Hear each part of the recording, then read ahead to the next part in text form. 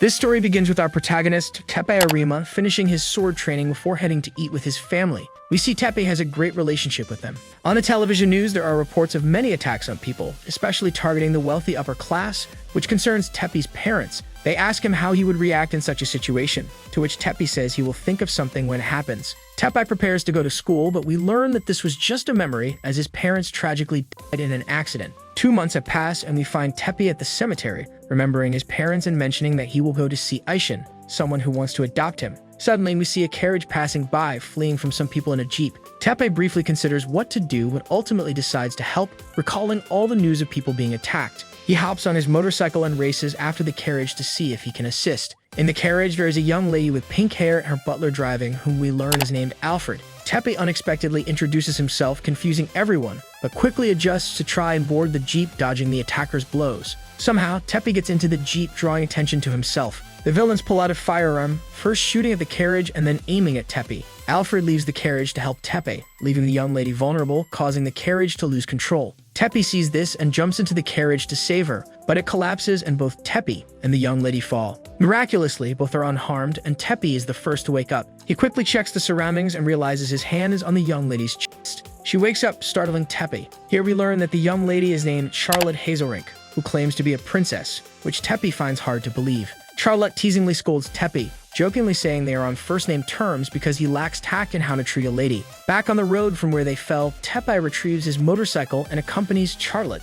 Alfred has already retrieved the horses and brought a limousine. Charlotte tells Tepe that this is where they part ways, as being seen with a commoner could cause many problems. She leaves, bidding Tepe farewell with a kiss on the cheek. After the eventful moment, Tepe arrives at a luxurious building to find Aishin. Here we learn that Aishin is actually Aishin Arima, the business magnate and Tepe's grandfather, about whom Tepe knew little. Tepe abruptly changes the subject, asking about his parents and whether they really died in an accident, to which his grandfather confirms that they were actually murdered. Aishin, with his experience, advises Tepe on how to handle things and not to be guided by hatred and revenge at such a young age. When asked why he is so dirty and bruised, Tepe mentions saving someone along the way. Instead of getting angry, his grandfather is happy because Tepe did the right thing, so he should be proud of that. At a party organized by his grandfather, Tepe is astonished as he is introduced and declared the successor of the business, surprising everyone, including himself. Aishin explains that Tepe is dressed like that because he was saving someone. When asked whom he saved, Tepe says Charlotte's name, surprising everyone even more, including his grandfather, as Charlotte is indeed a princess, which Tepe also confirms, surprising himself. After a break in the party, Tepe confronts his grandfather, saying that he only agreed to be adopted to seek revenge for his parents. His grandfather tells him that if that's what he desires, he can do it, as his mother was the rightful heir and as her son, Tepe, is next in line. His grandfather concludes by saying that Tepe must make allies at all costs. Back at the party, Tepe is greeted by many people who are only interested in taking advantage of him. However, a man named Vincent Van Hassen helps Tepe relax. Vincent introduces his daughter, Maria Van Hassen, a young girl, and mentions his sister, who is not at the party. Vincent gives Tepe some advice and then leaves, allowing the crowd to surround Tepe. After the stressful encounter, Tepe leaves and meets a maid named Yu Fujikura. Tepe is surprised as he has never seen a real maid before. During their conversation, Tepe notices glints of something shiny in the distance. He discovers someone practicing swordsmanship, which delights him as he is a swordsman himself. He quickly grabs his sword and heads towards the training area. In the training area, he finds a skilled blonde lady practicing with a sword, executing elegant moves. Tepe applauds her performance, but she attacks him upon seeing him holding a sword. They engage in a duel, showcasing their expert swordsmanship. Before the fight ends, Tepe's grandfather stops them. Aishin meets Vincent and his young daughter, where the lady calls Vincent father, revealing herself to be Sylvia Van Hoosen, Vincent's eldest daughter. Furthermore, Tepe's grandfather announces that Sylvia is Tepe's fiancée, leaving Tepe astonished. On the way back home, Tepe falls asleep in the car. His grandfather and Yu talk, revealing Yu's past of being taken from an orphanage and cared for by the grandfather, for which Yu is very grateful. The grandfather begins to ponder whether the arranged marriage is right for Tepe and Sylvia, but Yu implies that the decision will ultimately be up to both of them. Upon arriving at their destination, Tepe's new home turns out to be a huge mansion that belongs to his grandfather, who leaves Tepe in Yu's care. Inside the mansion, Tepe is greeted by dozens of maids who address him as master, which makes him uncomfortable.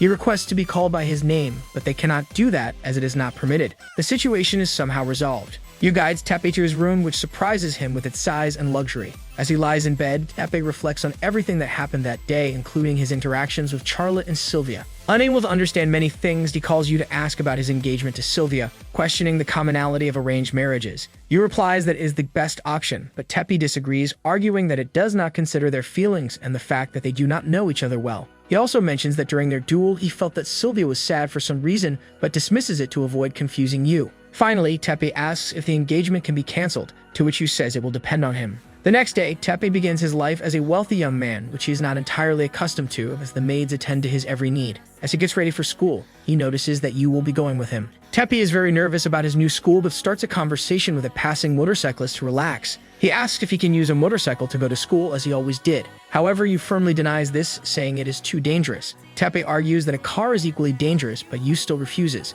Tepe suggests using his grandfather's money to create a motorcycle that won't fall or have accidents, to which Yu agrees. Arriving at the school, Tepe is amazed by its size, as Yu explains that Shuhao Academy is an elite school, which is why it is so large. Upon arriving at school, everyone stares at Tepe, as the name Arima is very famous in high circles. Feeling like the center of attention, Tepe escapes. Somehow, Tepe ends up in the cafeteria, surprised by its luxury. However, as he turns around, he accidentally bumps into someone who turns out to be Sika Hojoin, the president of the social club, accompanied by Erika Takezono and Ayano Kaneko. They scold Tepe for being careless and lacking manners, but Sika says it's also her fault. She also criticizes Tepe's attire, instructing him on how to dress properly at the institution.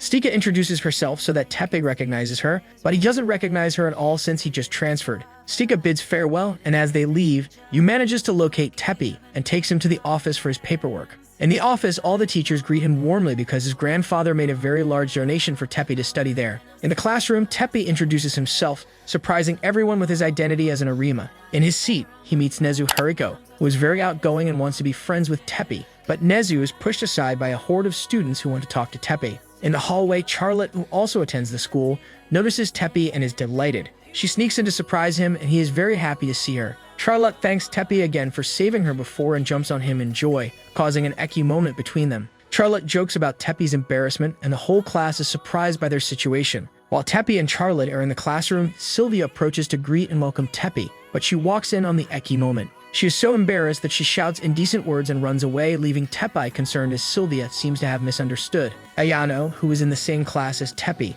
informs Sika that Tepe is an Arima, and for some reason, Sika hates the Arimas. During the break, Tepe is with Charlotte, who tells him about the social club and how, if he wants to make contacts, that's the place to be. While they talk, Tepe notices Sylvia going to her fencing practice, and he is a little worried about the misunderstanding from earlier. Charlotte asks if he knows Sylvia, and he ends up saying that Sylvia is his fiancée. Charlotte tells Tepe that they should become friends and that she will help with that. Charlotte takes Tepe to the practice area where Sylvia is, and Tepe manages to identify her by her posture, as they had fought before. This surprises Charlotte. Sylvia's match begins, and Tepe realizes that she is not using all her potential, concluding that Sylvia is holding back because there is no one at her level in that place, and that's why her sword feels lonely. Charlotte, upon seeing this, calls out to Sylvia, telling her that Tepe wants to fight her so that she won't feel lonely while training. Sylvia, upon hearing all this, gets angry but accepts to fight Tepe. Erika informs Sika and Ayano that Tepe will have a duel with Sylvia, and they go to see how the fight will go. In the training area, Tepe and Sylvia prepare for the duel, but Sylvia wins because Tepe is not at all comfortable with the things he is using. However, Sylvia refuses to be the winner because Tepe is not comfortable and cannot use all his skills. After Sylvia says this, Yu arrives with Tepe's sword, which she called earlier to be delivered for him to have a good fight. Now with Tepe more comfortable with what he is using and his sword, both prepare to fight, with Charlotte joining as the referee. They realize they are both skilled swordsmen, so they prepare to end the duel with a single blow. The signal to start is given, and they both release their fastest strike. To everyone's view, it's a tie, but Tepe denies it, acknowledging that Sylvia was faster with the sword. In this way, Sylvia and Tepe resolve their issues, affirming that even though they are engaged in the end, it depends on them to be friends. Charlotte and Yu are happy that everything ended well, but the girls from the club are angry. Charlotte, out of curiosity, wants to see Tepe's sword. Due to Charlotte's insistence, they both end up falling, creating an ecchi scene, and Sylvia, upon seeing this, continues to think they are indecent. Back home, Tepe talks to Yu about the social club, which Yu tells him is a place where the elites of the elites gather, which in Tepe's opinion is a very formal place. He also learns that Yu, being a maid, cannot enter, which further discourages Tepe about that place. The next day at school, Charlotte and Sylvia take Tepe to see the social club building, which is gigantic. There, they encounter Nezu, but their conversation is interrupted by Sika and her companions, who reproach Tepe for being there since he's not a member. They also emphasize that his parents lived like ordinary people, which angers Tepe. He ends up saying that he will shut everyone's mouths, so Sika tells him that there will be a party and he will have to prove himself there to be worthy of the social club. From that day on, Tepe trains hard with Sylvie, learns table manners with Charlotte, and takes dance lessons with Yu. While practicing with Yu, Tepe is reminded a lot of his mother because of Yu's care, and somehow, Tepe accepts that the club is something fun. Yu also mentions that Tepe should make friends gradually so that he can live in peace and tranquility, but always giving his all in things. Days pass, and Sika realizes that although Tepe is making a daily effort, it doesn't mean he is doing well. Tepe still doesn't feel comfortable with the etiquettes, so Yu suggests that, as a swordsman, Tepe already has elegance and dignity, so he should just transfer that to his daily life, which everyone agrees is a good idea. Time passes, and the day of the dance has arrived. Tepe arrives with Sylvia and Charlotte, and he is not only observed by Sika and the other girls, but by everyone at the dance. Despite all the nervousness, Tepe proves to be elegant and dignified heir of the Arimas, surprising everyone with his performance, including Sika, who gradually realizes that she is feeling something more than hatred for Tepe. The party is over, and Tepe breathes a sigh of relief since everything went well. Sika gives her verdict on how he did at the party, but also mentions that it's not the end, as she must organize a party to determine his stay in the club. Sika is solely focused on Tepe, which stresses her out a lot and makes her angry with herself. At Tepe's house, we see a motorcycle outside. Yu mentions that it's the motorcycle Tepe wanted, the one that doesn't fall, which he mentioned as a joke. However, Yu took the joke literally and the motorcycle was created. In disbelief, Tepe hits the motorcycle and it indeed doesn't fall. Finding the situation strange, Tepe ends up refusing the motorcycle. Back in class, Charlotte asks Tepe about the party he will have, but he has no idea since he only went to family and simple parties. Tepe mentions that Sika, as the president, is not there, but Erika and Ayano defend Sika, mentioning that she is the only daughter of a very famous fashion agency and is the #1 model for it, so she's very busy during fashion show seasons. Tepe is surprised because he didn't know any of this. He makes a joke about Sika's personality,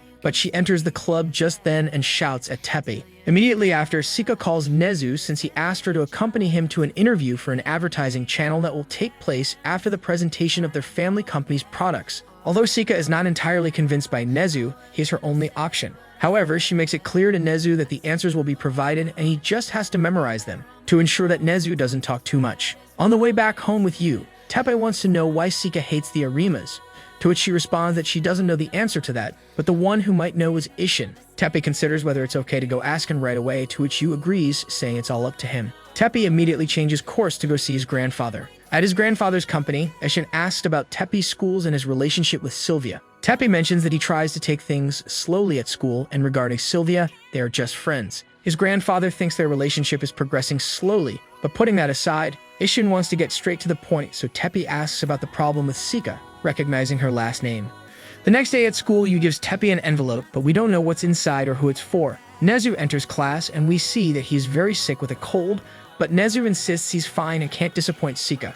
However, his condition worsens and Tepe sends him to the infirmary, so he will be the one going to the interview. At the interview building, Sika is the presenter and is shocked to see Tepe there. Backstage, Tepe explains to Sika that Nezu has gotten sick, and he was the only one available for the interview, so Sika resigns herself to interviewing Tepe with her. The runway show begins, and we see that Sika is a very experienced model. After the show, Sika and Tepe prepare for the interview, and a nervous Tepe is scolded by Sika. The interview starts, and Tepe answers the various questions very informally. Some questions are about the social club, which we learn a bit more about. For the final question, Tepe gives a mature answer, explaining that Sika, as president, is a natural leader, inspiring everyone to follow her, and despite all she is not arrogant, which is why everyone respects her. Sika is happy to hear this, but still teases Tepe at the end. At a restaurant, Tepe brings up the topic of her hatred towards the Arimas, which Tepe explains is because Isshin, in his youth, was solely focused on business, and as a result, his wife felt lonely and began an affair with Sika's grandfather.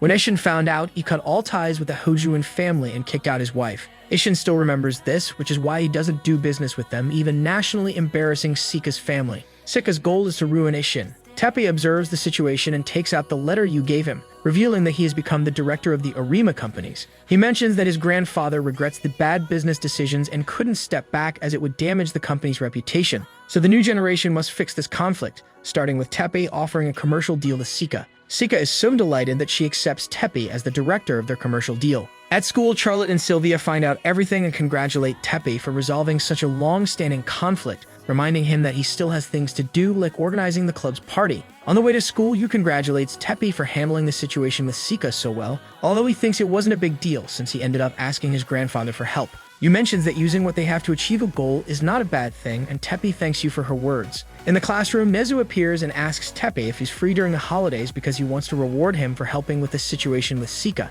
Tepe is unsure if he'll be busy, but Yu assures him he'll be free. To further convince Tepe, Nezu says he can get references for the party he's planning, so Tepe accepts. However, Nezu tells him it will be a high-class party with hostesses, which embarrasses Tepe a lot. Just as he is convinced, Charlotte appears to invite him on a holiday trip. At the club, Charlotte asks Sylvia for permission to go out with Tepe, as she is his fiancée. However, Sylvia is not interested in that, as their engagement isn't progressing. She also asks Charlotte not to tell anyone that she went out with Tepe, to which Sylvia agrees. At Sylvia's house, the Van Hossen family has dinner, and Sylvia's father asks about Tepe, as she always talks about him during dinner. Sylvia denies any issues but blushes, denying that she talks about Tepe all the time, which her little sister jokes about, saying that's all she talks about when she comes back from school. Sylvia gets angry because she doesn't want to be forced into a relationship, but it's necessary for them to be able to return home. Here we learn that their country is not on good terms with Japan, which is why they are in Japan. At Charlotte's house, we see her struggling to choose the outfit for her date with Tepe. She receives a call from Sylvia, who sounds melancholic and confused, asking her to greet Tepe for her. On the day of the date, Charlotte and Tepe meet at a park, and to his surprise, Charlotte takes Tepe on a jet to Osaka. They enjoy the freedom, especially Charlotte, as she is royalty. Charlotte asks not to be treated like a princess throughout the date, as she wants to experience a normal date. They visit many places, such as the mall, the aquarium, where Charlotte wants to buy a penguin, which is not something done on normal dates, and a cafe with animals for adoption. They take a break to talk, focusing on food. Tepe says his mother used to cook deliciously, and Charlotte wishes to taste Tepe's mother's food before he can finish speaking. Charlotte decides to ride another attraction, enjoying the view and continuing the previous conversation. Tepe tells her about what happened to his parents and how he ended up with his grandfather, creating a sad atmosphere. Charlotte breaks the tension, exclaiming about the beautiful scenery and telling him not to say that he only loved his mother in the past, as his mother and father are still alive within him and he is alive to remember them. Charlotte starts feeling cold and mentions she hates winter, but Tepe tells her that winter in Japan is not just cold, it has many beautiful aspects. Charlotte asks Tepe if he will marry Sylvia, to which he doesn't know how to respond. Charlotte begins to tell their past and how great friends they have been since they were little. We learn that Sylvia's mother died in an accident, leaving Sylvia confused by the loss of her mother and her father very hurt by seeing his daughters suffer innocently. Tepe realizes that despite being wealthy, everyone has problems to solve and losses to accept. As the date ends, Tepe has an idea for the club's party, which excites him. Seeing Tepe, Charlotte runs to him and asks him to make a promise to her, promising to never forget her, to always remember her from the bottom of his heart. Tepe is confused, but Charlotte tells him to forget everything she said. Back at school, Tepe invites everyone to attend his party, which will be a trip to the hot springs just like normal people. As they are all high society people, most of them don't know basic things that normal people do, like paying for a ticket or going through check-in. On a train, they start a conversation, and Charlotte mentions that she is used to trains as her country also has trains. Tepe says that she is a bit of a normal person after all, but Sylvia mentions that those trains are so exclusive that they are only for royalty. At the inn, the rooms are separated by men and women, but Yu follows Tepe until she stops and tells him that she will stay in the same room as the other girls. Yu refuses, saying it is her duty to be with Tepe, but he tells her she will be surrounded by men if she stays with him. Once settled in their rooms, the boys gather and express their excitement about the party. However, they reveal their true colors by admitting that their main focus was to spy on the girls. Tepe jokes that he's a lucky pervert, so nothing bad will happen to him, and he offers to share his luck with everyone to spy. In the girls' room, they are happy about the trip to the hot springs, and they all decide to go for a bath like normal people. In the bath, they compliment each other on their attributes, and Sika realizes that she doesn't have as big melons as the others. Meanwhile, the boys are listening to everything the girls are doing, which excites all the teenagers. One of the boys can't take it anymore and decides to spy, but he is quickly caught and massacred by all the girls. The boys don't give up yet and decide to try another way to spy. Just as they are about to approach, another member is caught, and then Nezu is also caught. Only Tepe remains, who accidentally steps on a mine that launches him into the women's bath, destroying the lucky pervert's luck. With everyone outside, the girls start scolding the boys for what they did, except for Yu, who mentions that if Tepe had asked her, she would have shown them. Sika wants to punish them by making them kneel all day, but Charlotte calms things down by saying that they should also enjoy the experience of the trip. Sika agrees, but with the condition that the boys must win a ping pong match. They agree and both teams end up tied, resolving the matter and allowing everyone to enjoy the inn, doing karaoke, buying souvenirs, and dining together. When it's time to sleep, all the girls start talking about how everything went and how Tepe's influence changed them all. Stika agrees that Tepe will be accepted into the club. Yu, Charlotte, Sylvia, and Sika stay awake, and they all realize that they like Tepe. They accept that he may fall in love with any of them and make a pact that no matter who Tepe falls in love with, they will all remain friends. At school, Tepe jokes with Charlotte, but Sylvia watches from afar, remembering the pact the girls made. Suddenly, Charlotte's butler appears at the school window, exclaiming that Tepe is a plague and not a good influence on Charlotte. Charlotte screams that Tepe is the person she loves, but the butler doesn't accept this, so he follows them to take Charlotte away. They both run and escape, arriving at the courtyard. Tepe says they should rest, but it seems that Charlotte hurt herself while running. Tepe carries her in his arms, lamenting the situation, so she asks to go to dinner at one of the Arima restaurants as compensation, which he gladly accepts. In the infirmary, Charlotte is bandaged and suddenly, red petals fall from the sky, along with a large zeppelin from which a man jumps. Everyone gathers, and we see that the man lands on the terrace. Thanks to Sylvia, we find out that his name is Hartman Bezelheim, the businessman from Charlotte's country. Everyone is confused, and we learn that Hartman is Charlotte's fiancé to Tepe, and the others surprise, creating a tense atmosphere. However, Tepe resolves the situation by asking Charlotte when they can go to dinner, which makes Charlotte very happy, as it makes her forget about the engagement. At Sylvia's house, we notice that Vincent is very agitated on the phone, talking about something related to the aristocracy of the countries, and Sylvia secretly listens, realizing that something is about to happen in Charlotte's country. At school, Sylvia and Charlotte meet. Sylvia confronts Charlotte about the things her father talked about on the phone, as the construction of nuclear weapons on the borders is a declaration of war. Charlotte seems unaware and denies being told anything, even denying that her father could know anything. Sylvia continues, saying that if it's not the fault of both countries, then it's most likely the fault of a third country trying to break the relationships between them, or something more serious. In the middle of the conversation, they realize someone is listening, and it turns out to be Sika, who was passing by. She also shares information she overheard, apologizing for eavesdropping that a place called ARA Hills will be the victim of an event, but they don't know what or how. Just as Tepe and Charlotte's date is today at ARA Hills, Tepe is at reception preparing the place to meet Charlotte. Suddenly, Hartman appears with his secretary, Josephine Joster, who greets Tepe, mentioning that he will have a meeting with Ishin. The meeting between Ishin and Hartman is about to begin, but someone is missing Vincent as Flemish's representative. With everyone together, the meeting begins, mentioning a joint project between Hazelrink, Flemish, and Arima to create a resort on the country's borders. However, a third country has interfered and wants to take advantage of this by creating nuclear weapons underneath the resort to provoke tension between the countries. Charlotte manages to escape to ARA Hills, where Tepe is. Continuing from the earlier meeting, they begin to consider the possible disadvantages of the project and what consequences it may bring. At Sylvia's house, she asks about her father, and Maria tells her that he is in a meeting at ARA Hills, also informing her that she should go there. We also see that Sika also intends to go. Tepe is seen training with a sword, and Charlotte arrives at the suite. She calls Tepe, who didn't notice all the calls. Worried, he calls back, but just as Charlotte is about to answer, the entire building loses power, causing her to drop the phone and hang up. Seeing that she doesn't answer, Tepe receives a message that his new loved ones will be killed. Outside ARA Hills, dozens of armed men are ready to attack. At ARA Hills, the attackers take control of the place, reaching the meeting for the resort. We learn that the one behind this is Hartman's secretary, Josephine, leaving Hartman astonished. Somehow, Yu establishes contact with the room, confirming the well-being of those present.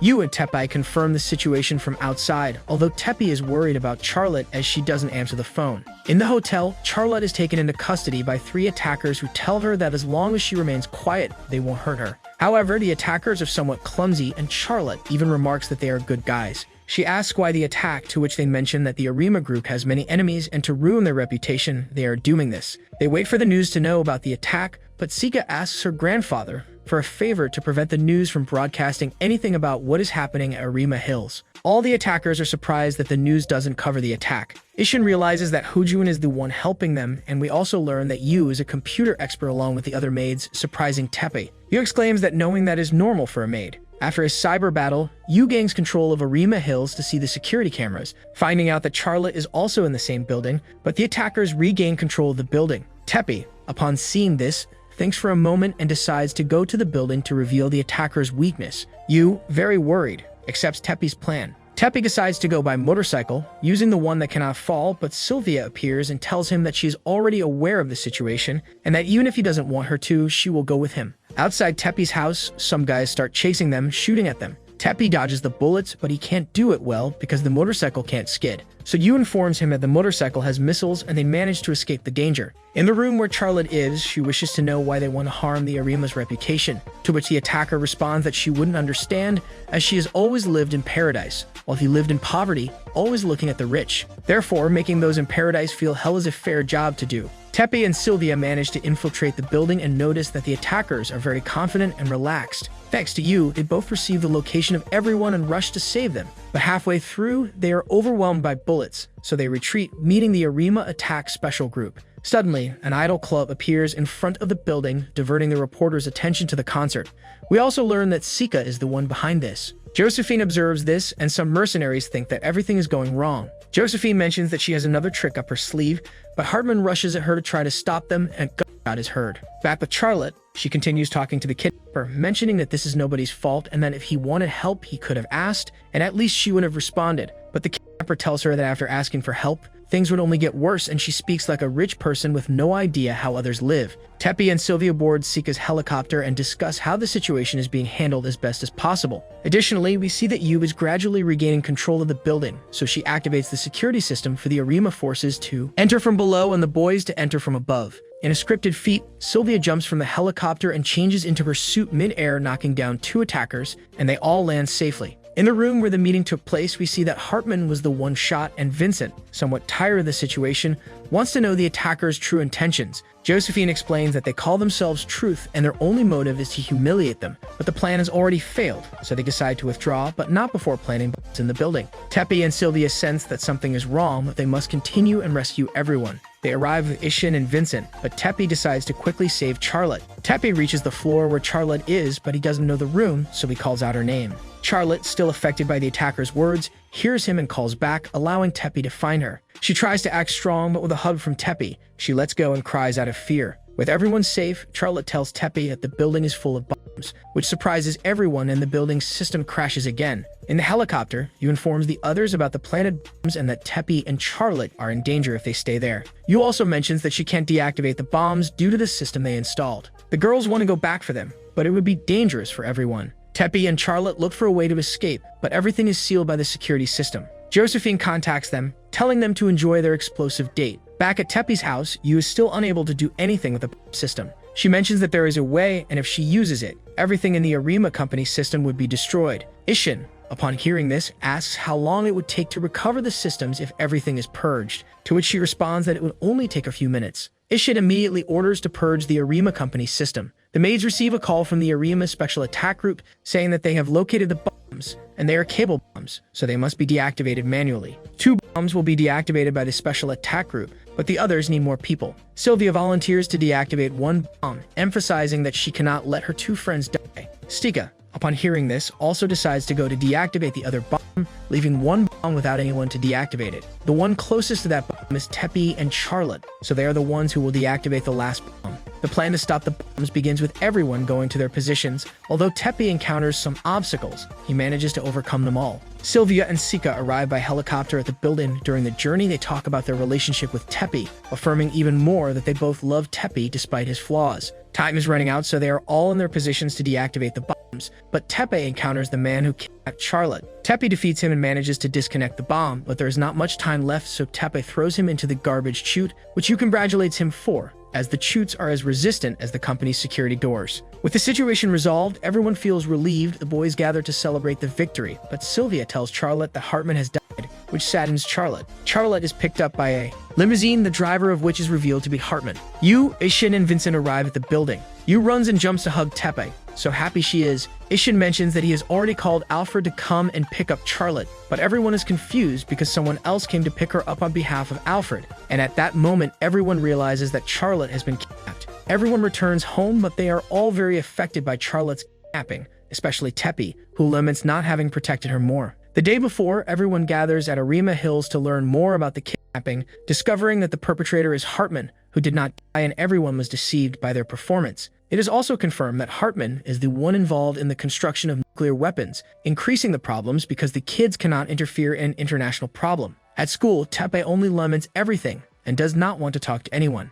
After class, Teppy goes to the place where he first met Charlotte, remembering all the moments he spent with her. In Charlotte's country, she wakes up on a train where Hartman is also there. He tells her about the plans he has with Teppy, because if Teppy dies, there will be no future for the Arima company. We still do not know the real reason for Hartman's hatred, but we will find out later. At Teppy's house, you meet Sylvia. You gives information about Charlotte's whereabouts, which is in her country. Teppy arrives home and is greeted by Sika, who confronts him about the fact that he is not doing anything to try to save Charlotte, but he is simply too distraught to know what to do. Sika approaches a distraught Teppy and kisses him, telling him that even though he is so down, he is the man she loves. Sylvia leaves the house and says she was going to do the same but not kissing him. Instead, she ends up slapping him and reproaching him for where all that courage that characterized him went, and that she was ashamed to consider him her rival. She also mentions that they already know Charlotte's whereabouts and that she intends to go and rescue her alone if necessary. They both enter to go with Charlotte, leaving Yu in charge of Teppy. In Teppy's room, Yu does not know what to say to him, so she just consoles him since that's what Teppy needs most. Yu ends up telling him that it's not too late to change things, to which Teppy, with a calm heart, decides to go and rescue Charlotte as well. On the train, we see that Hartman and Josephine are in a relationship, and Hartman is quite the stud with a playboy attitude. Additionally, we notice that Josephine is jealous of Charlotte, as she is still engaged to Hartman, and she leaked the information that Charlotte is heading to her home country. At Sylvia's house, we learn that Vincent will return to his home country to take command of things, hoping that his daughters will stay in Japan safe, but both decide to go with their father, as it is their duty as aristocrats to be there for the people. In Japan, Teppy meets with his grandfather, who gives him advice on how to handle the business in the future, and gives him a sword that has been in the family for generations. Teppy quickly sets out to rescue Charlotte, but Yu is there and feels some sadness as she cannot tell Teppy that she loves him.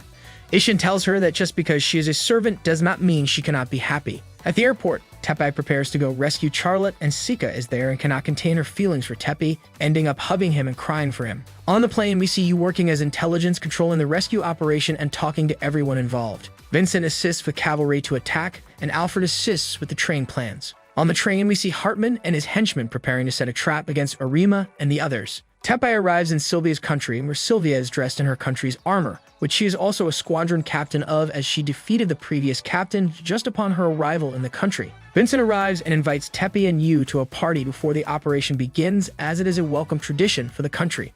At the party, Sylvia and Teppy are outside starting a conversation in which Sylvia introduces him to her mother who died. After that, they remember how they met and decide to have a combat to remember old times. They clash swords and begin to realize their ideals as respective heirs. In the end, Teppy loses and Sylvia asks him to break off the engagement. Teppy, confused, does not know what to say, but Sylvia simply kisses him, telling him that they must save Charlotte. It is the day of the operation and everyone gathers to identify the final plan, which everyone knows what to do. Sylvia prepares with the cavalry and warns that the train has reached their territory, also warning to stop the train or they will attack. But Hartman does not listen and continues with the train in motion. On the other hand, Teppy is trying to find an entry point to the train, but is attacked by the train. There we discover that the one on the motorcycle is not Teppy, but Alfred, who manages to enter, knocking down several attackers. Teppy is up front waiting for an entrance, and he jumps to enter and stop the train. Hartman realizes the plan and sends Josephine to stop Teppy and the lackeys to stop those coming from behind. On the way, Josephine captures Charlotte to use her as a hostage to make Teppy give up on stopping the train.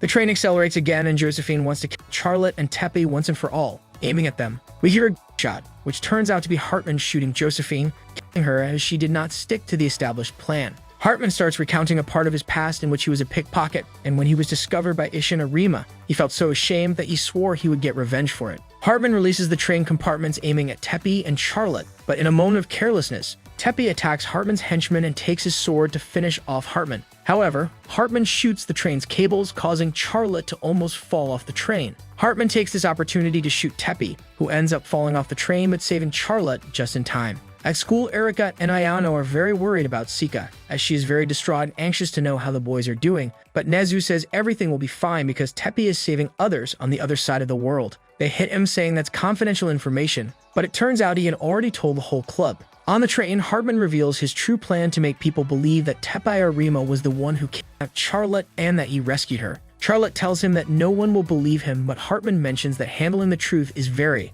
easy. Charlotte realizes that Josephine is alive and asks Hartman to kill her, but he refuses, telling her that if she wants, she can help her. Hartman mentions that this is how it feels to have such a heavy burden, but Charlotte says that doing what you can is what matters most, even with such a heavy burden. Outside the train, we learn that Teppy is alive and advancing with Alfred and Sylvia, but due to the weight of 3 people, the motorcycle is very slow, so they decide on a game between Teppy and Alfred to see who stays behind, which Alfred ends up losing. Back on the train, Josephine is agonizing, but the attackers, who are actually good guys and have always been with Charlotte, helping her, appear. They mention that they both studied medicine. Tepe manages to contact Yu and asks her to give him a new route to reach the train, which she guides them to. Tepe and Sylvia manage to reach the train, but they are attacked by the attackers. Charlotte pushes them, allowing the boys to approach, but Hartman appears, trapping Charlotte. Tepe manages to enter the train by breaking the windows, and at the same time, Charlotte manages to escape from Hartman, but he catches her again after a while. Tepe arrives in time to confront Hartman, telling him what he really thinks due to the hatred he harbors, saying that what his grandfather did was not to shame him, but to make him understand that stealing could not achieve anything. He also mentions the other girls. You taught him that everything in the world has a purpose. Sika taught him that as you ascend, you become stronger, and Sylvie taught him that feelings can be transmitted without words. Hartman, upon hearing all this, decides to detonate the train's explosives. Finally, you learn that Hartman was the one who killed Tepe's parents. Tepe holds back his anger and says some final words, mentioning that Charlotte taught him that as long as he is alive, as long as the memories of his loved ones are alive within him, they will continue to live inside him and his heart, thus forgiving Hartman for what he did. Hartman hears these words and affirms that everything is already over, but with a punch to the face, Tepe finally evangelizes him. The train finally explodes and everyone is thrown off, but Tepe and Charlotte are caught by Sylvia, whereas Hartman is caught by Alfred, who throws him into the river. Everyone sighs in relief seeing that things ended well. Charlotte, happy, throws herself at Tepe,